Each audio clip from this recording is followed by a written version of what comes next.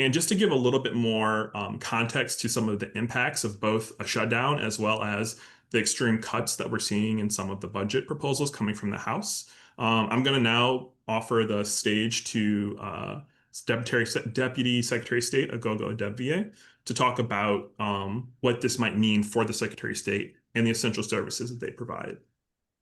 Well, thank you so much. This was a really comprehensive presentation, and really appreciate you bringing that type of knowledge to the table here today. Um, this budget is pretty reckless and would do tremendous harm to the people of Michigan, especially the people who depend on the Department of State.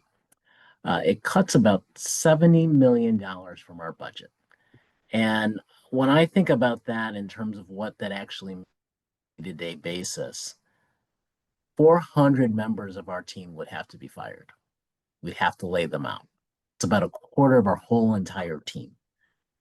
12 branches from around the state of Michigan would have to be closed, 10%, which would mean that we'd go back to the days where you had to have hours long waits to get your services met at our Secretary of State branches. Cut down on our ability to serve people online at kiosks.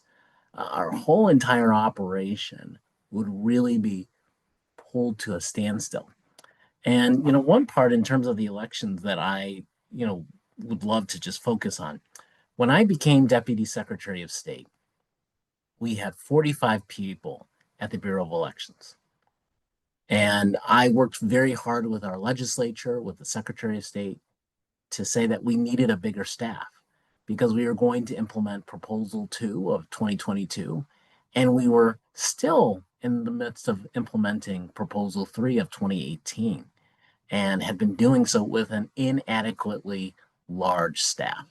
And ultimately, we had a really great meeting of the minds with the legislature 2 years ago, and we were able to grow our staff to 80 people.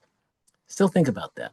There are 80 people who are running elections for a state with 10 million people. Still pretty small. And what this budget proposes is to cut 43 members from that team.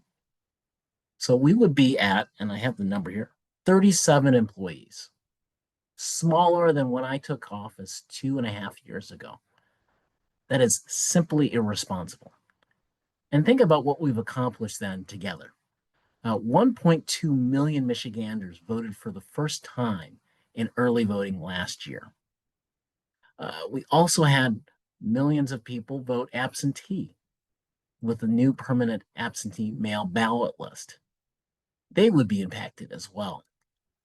Our clerks rely on the Bureau of Elections staff for questions, technical expertise, and general support to do their job.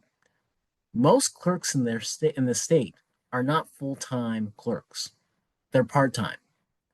And they need the support of our department to do their jobs. This would completely put an unfunded mandate on their backs and force them to adjust at a time when elections are under attack. This is not the time for us to shortchange elections in our state.